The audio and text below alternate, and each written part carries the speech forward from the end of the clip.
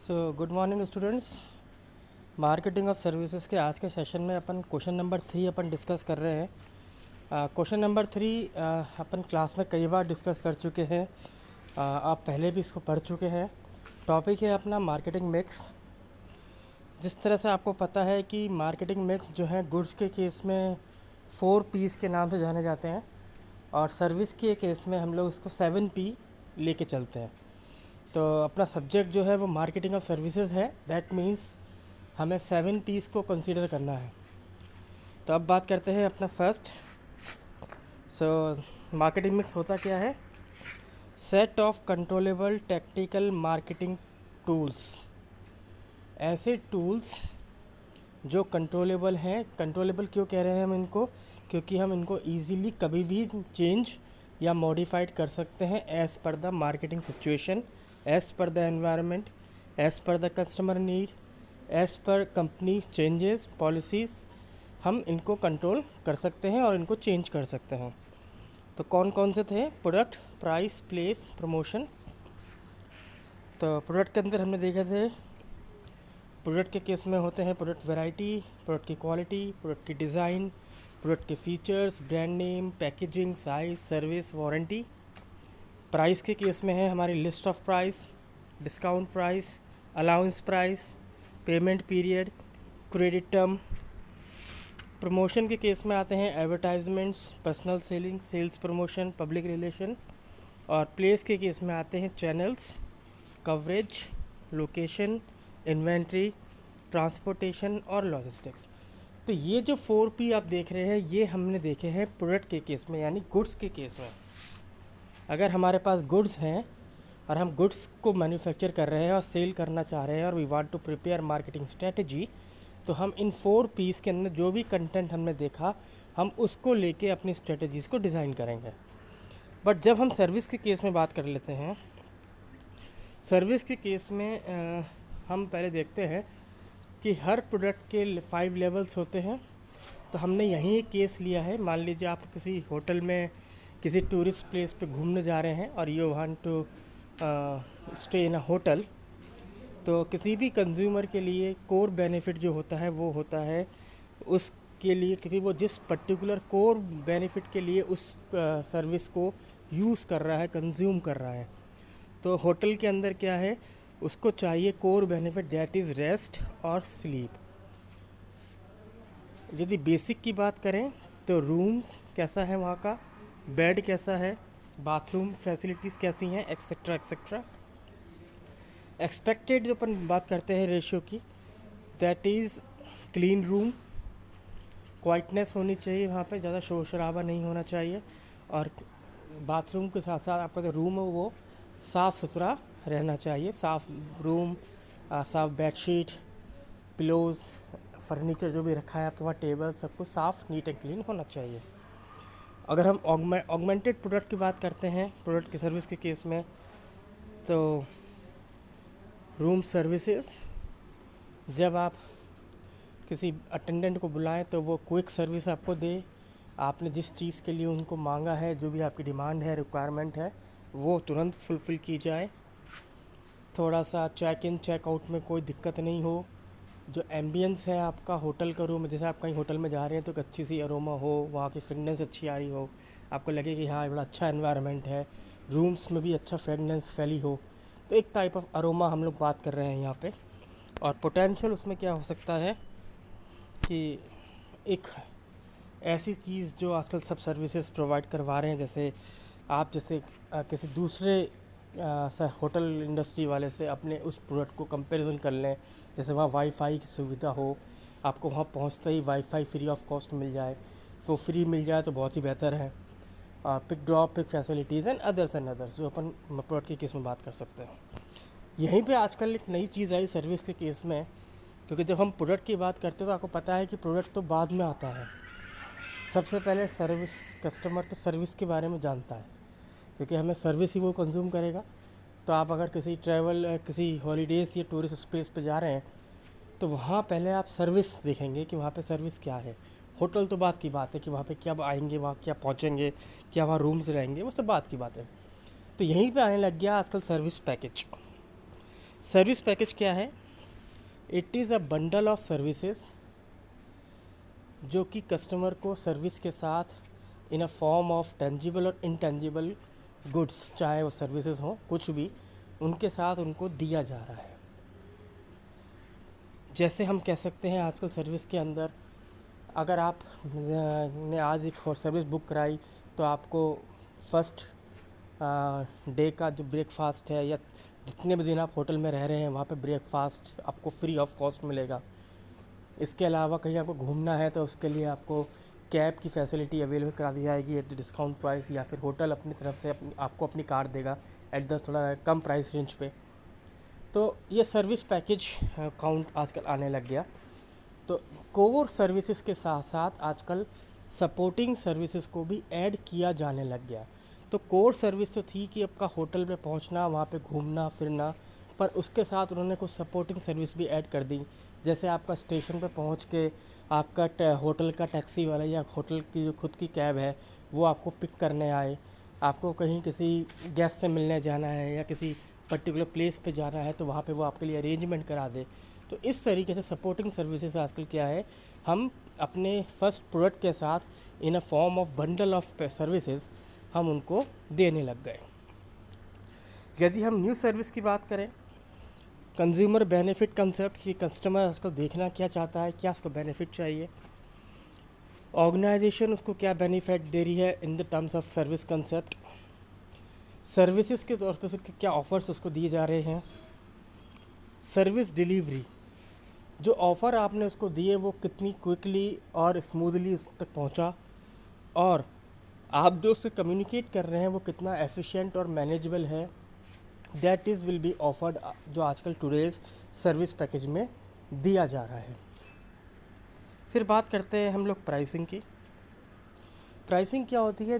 वो पे या वो अमाउंट ऑफ मनी जो कि कंज्यूमर सर्विस को अवेल करने के बदले में आपको पे करेगा, that will be the price. Service के केस में हम प्राइसिंग देखते हैं तो क्या गाइडलाइंस हैं। अगर डिमांड फ्लक्चुएट होती है, जैसे समर के पीक सीज़न में आप देखते हैं कि टूरिस्ट प्लेसेस पे होटल्स जो है बहुत कॉस्टली मिलने लगते हैं, बट ऐसे ही पीक सीज़न हट जाता है तो क्या वहाँ होटल सस्ते मिल जाएंगे या फ्री में रह लेंगे? नहीं, वहाँ पे वो इस तरीके से प्राइस रखते हैं कि वो थोड़े से मैनेजेबल हो सकें, यानी डिस्काउंट ऑफर तुम दे सकते हो। ऐसे ही सर्विस की जो प्राइस आप ले रहे हैं वो उस टेंजिबल क्लूज़ के बेसिस पे होनी चाहिए।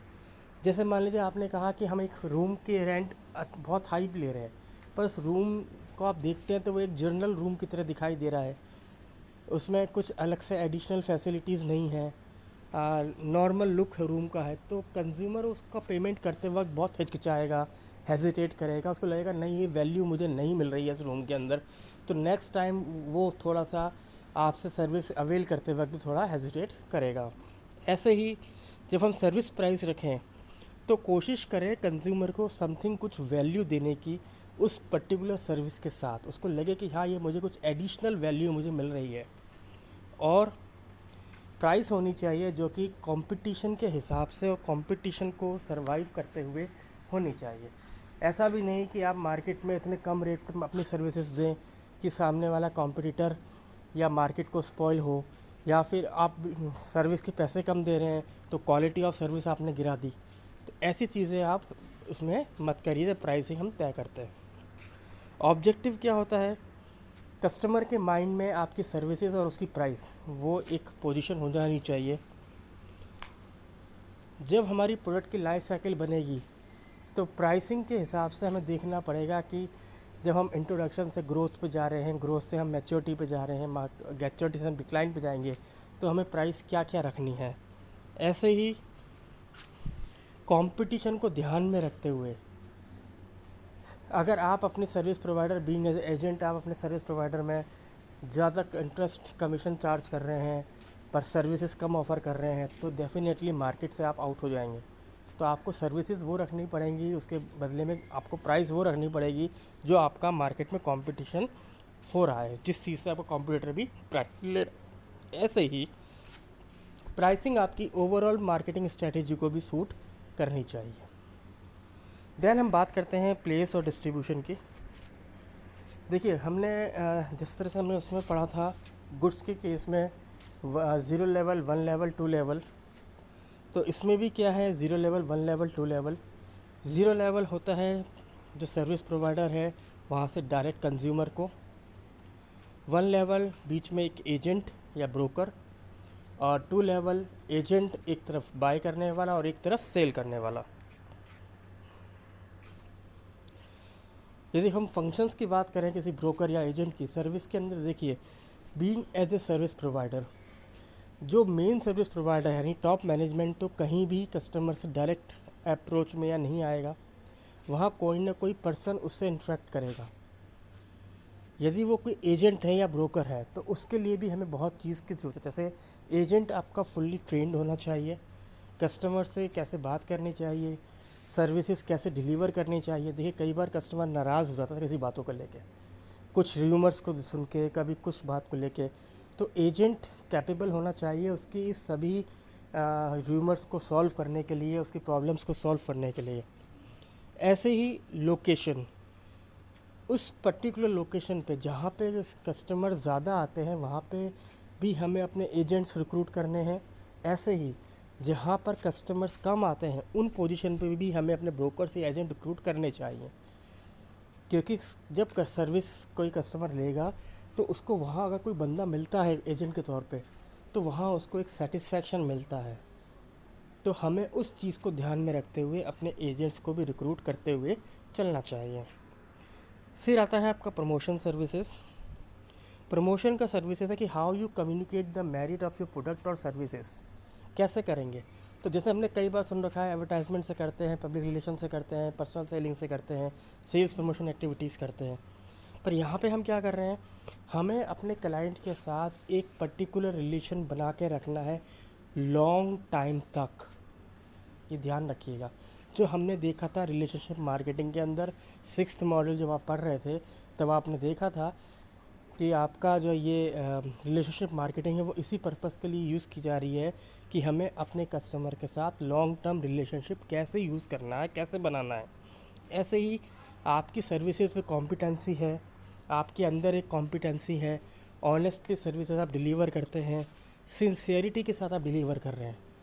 ये सभी चीज़ों को आपको ख्याल रखना है when you promote your services. इसके साथ साथ हमें कुछ इनडायरेक्ट सेलिंग टेक्निक्स भी यूज़ करनी पड़ेंगी। इनडायरेक्ट सेलिंग टेक्निक्स जैसे आप कस्टमर को अप्रोच कर सकते हैं, पर्सनल सेलिंग बिल्कुल आप मान सकते हैं इसके अंदर, बट जैसे आप विदाउट प्री इंफॉर्मेशन आप उसके पास जा सकते हैं, कोल्ड कॉल कर सकते हैं उसके पास जाके, एक एवरेज विज़िट उसके पास जाके कर सकते हैं, एक फेस्टिवल ओकेजन पे उससे आप इंटरेक्ट कर सकते हैं, अपने यहाँ इवेंट्स होते हैं तो उनको आप बुला सकते हैं। तो आप इनडायरेक्ट सेलिंग भी उनके साथ कर सकते हैं। उसके अलावा कोशिश करनी है कि सर्विसेज जो कस्टमर है वो आपके लिए हमेशा positive word of mouth marketing करे, यानी उसका जो फीडबैक है वो हमेशा पॉजिटिव होना चाहिए।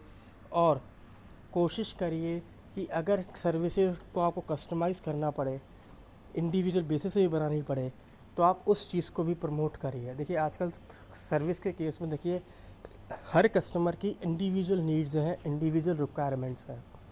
तो मार्केट में सर्विस प्रोवाइडर क्या करते हैं, वो हर एक सर्विस कस्टमर के को उसकी नीड के हिसाब से सर्विसेज ऑफ़र करते हैं। जैसे हम देखते हैं कई सारे सर्विस प्रोवाइडर या जो होते हैं, जब मान लीजिए अगर आप कहीं हनीमून पैकेज पे जाते हैं, कहीं टूरिंग पे जा रहे हैं, तो आप अपने हिसाब से आप अपनी सर्विसेज जो है उनसे बात कर सकते हैं और वो उस हिसाब से आपसे प्राइस और प्रमोशन कर सकते हैं। देन आता है आपका पीपल और इंटरनल मार्केटिंग। पीपल मार्केटिंग क्या होती है, पीपल मार्केटिंग होते हैं आपके एम्प्लॉयज़, क्योंकि जैसे हमने पहले ही कहा सर्विस प्रोवाइडर कभी डायरेक्ट कस्टमर से लिंक नहीं करता, अप्रोच में भी नहीं आता, वहाँ पे कोई ना कोई बंदा होता है। जैसे हम बैंक का एग्जांपल ले लें, तो बैंक के अंदर जब आप बैंक की सर्विसेज अवेल करने जाते हैं तो बैंक के अंदर आपको स्टाफ मिलता है, एम्प्लॉय मिलता है, ना कि बैंक का CMD और MD। तो वो स्टाफ जो है वो हमारी मार्केटिंग का बहुत बड़ा एक हमारी मार्केटिंग स्ट्रेटजी में एक काफ़ी बड़ा रोल प्ले कर रहे हैं। तो कोशिश करनी है कि हमारे जो एम्प्लॉयज़ हैं they are been motivated, self motivated, enthusiast और इंटरेस्टली और विलिंगली वो कस्टमर्स की प्रॉब्लम्स और कस्टमर्स डीलिंग में खुश हों, ये हमें कोशिश करनी है। इसमें हम कुछ एसेंशियल थिंग्स रखते हैं, जैसे जो आपके अट्रैक्टिव और मोटिवेटिंग एम्प्लॉयज़ हैं उनको संभाल के रखिए। उनको बोलिए कि आप अपने कस्टमर्स को जानिए। जैसे आजकल हमने कई सुना होगा नो KYC, हर बैंक अपने कस्टमर की information, each and single information को अपने पास रखना चाहता है, तो वो आप भी कर सकते हैं। कॉम्पीट फॉर टैलेंट, आपके यहाँ सिर्फ टैलेंट एम्प्लॉयज़ को ही रखा जा रहा है, ये आपको बताना है और ये करना है। क्योंकि ऑर्गेनाइजेशन में देखिए सर, एम्प्लॉय है, यदि कोई ऐसे लोग उसके अंदर रखे जा रहे हैं जो पॉलिसीज़ को नहीं मानते, डिसीजंस नहीं मांगते, इंटरप्ट करते रहते हैं, एनवायरनमेंट ख़राब करते हैं, तो उससे विलिंगली और टैलेंटेड एम्प्लॉयज़ जो हैं वो आपकी ऑर्गेनाइजेशन छोड़ सकते हैं। ऑफ़र अ विज़न, हमेशा अपने एम्प्लॉयज़ को कैरियर डेवलपमेंट के रिगार्डिंग कोई ना कोई विज़न दिखाते रहना है, बताते रहना है। ऐसे ही प्रिपेयर पीपल टू परफॉर्म, अपने एम्प्लॉयज़ को ये बताइए कि आप अगर परफॉर्म करेंगे तो हमारी सर्विस जो है वो बढ़ेगी, हमारी कंपनी बढ़ेगी। तो इस पर्पज़ से भी अपने एम्प्लॉयज़ को यूज़ किया जा सकता है। स्ट्रेस टीम प्ले, कभी कभार उनको ऐसी सिचुएशन में डालिए जहाँ पर सिचुएशन थोड़ी ऑकवर्ड हो जाती है। जैसे कई बार कस्टमर बड़ा एक एंगर के मूड में आता है, बहुत प्रॉब्लमेटिक सिचुएशन में आता है, तो how to tackle that type of situation और कैसे कस्टमर को डील करना है, तो उसमें आपको अपने कुछ काबिल या एक्सपीरियंस एम्प्लॉयज़ को उनके साथ रखिए, वो उनको देखेंगे, सीखेंगे, तो ये भी हम यूज़ कर सकते हैं।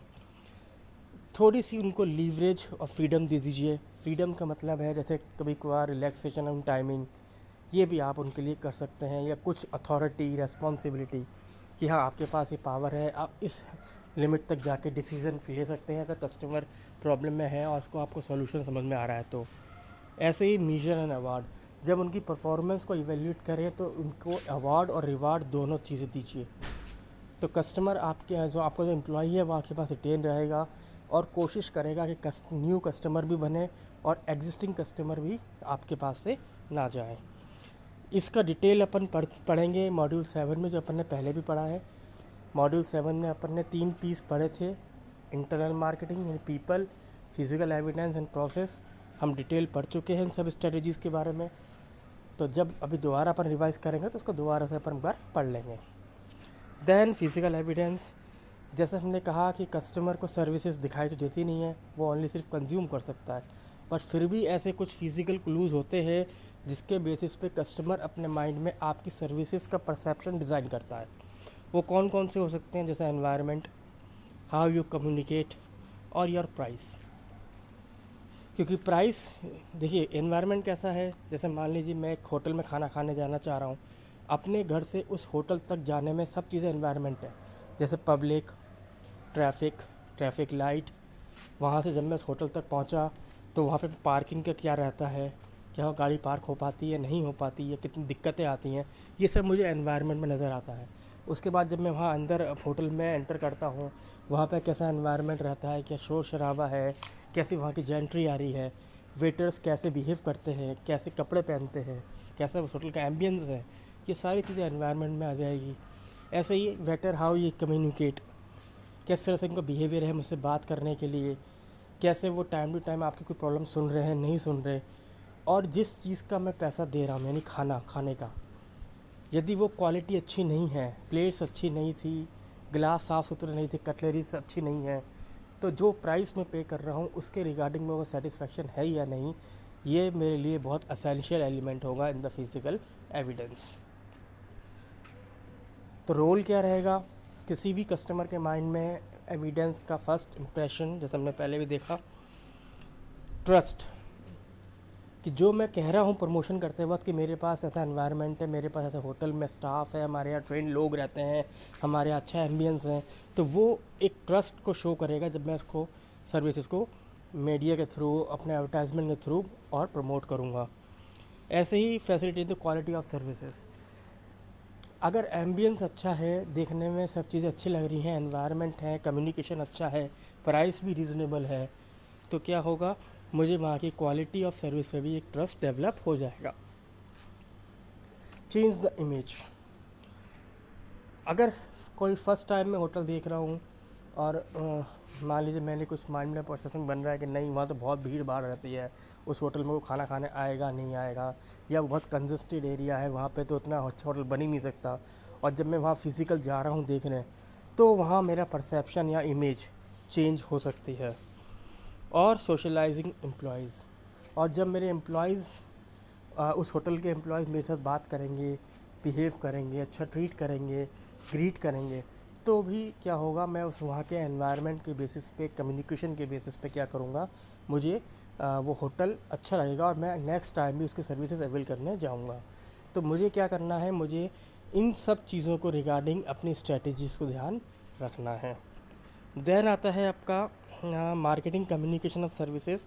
तो मुझे क्या करना है, मुझे अपनी सबसे पहले तो जो मेरी टेंजिबल क्लूज़ हैं उनकी मार्केटिंग करनी है, उनको आइडेंटिफाई करना है, कोशिश करनी है। अगर वर्ड ऑफ माउथ पब्लिसिटी हो सकती है तो वर्ड ऑफ माउथ मुझे फोकस करना है, एडवर्टाइजमेंट क्रिएट करने हैं, और कोशिश करनी है जो चीज़ें दिखाई दे सकती हैं उन चीज़ों को मैं दिखाऊं।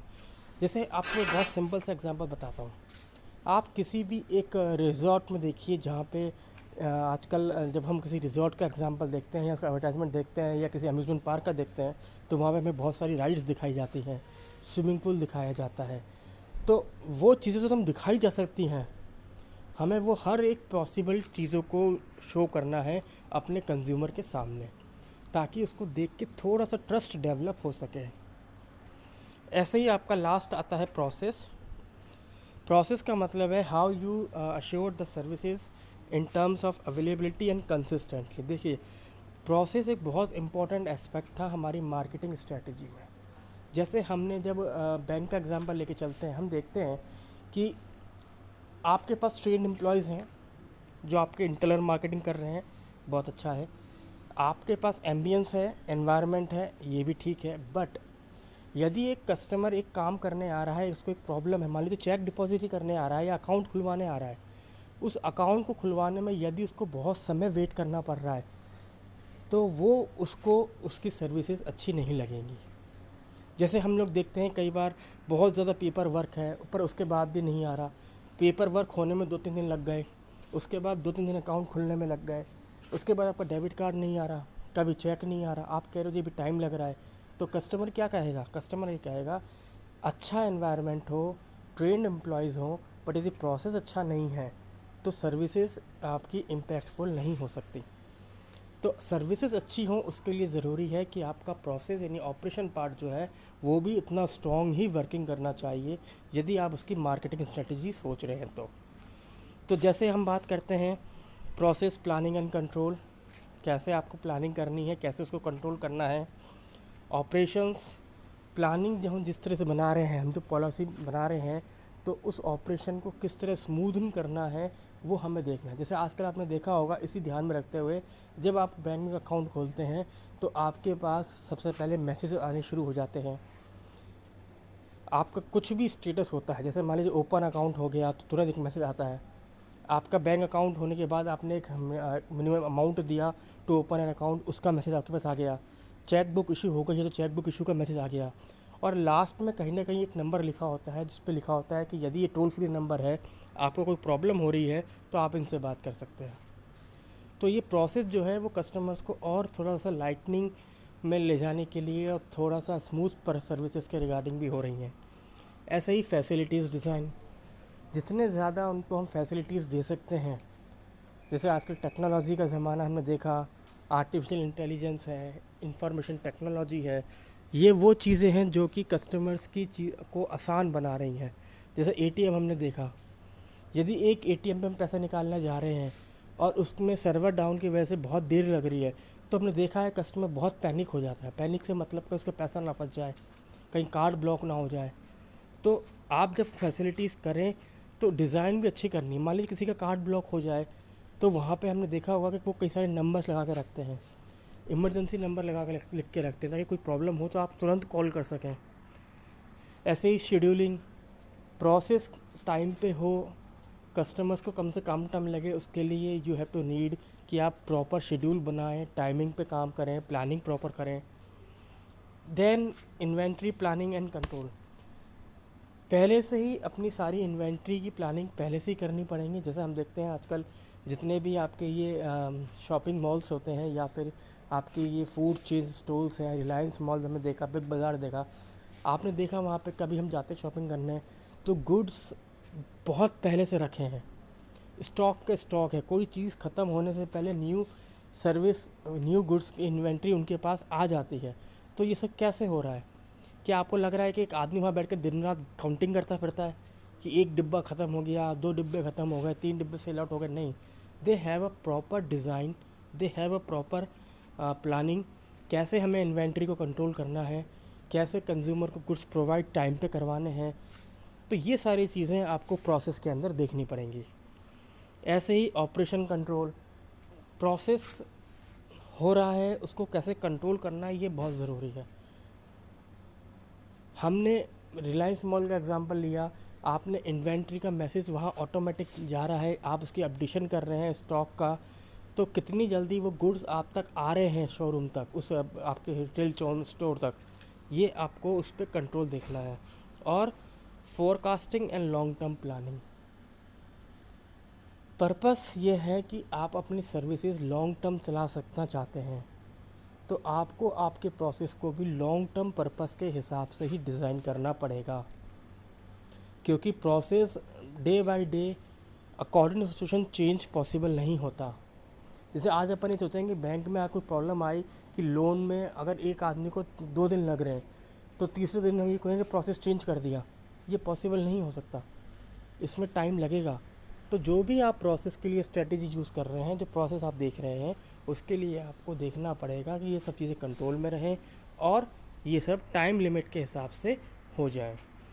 तो ये आपका क्वेश्चन नंबर 3 था, इसको आप ढंग से पढ़िएगा, सोचिएगा और कोई डाउट हो तो पूछ लीजिएगा।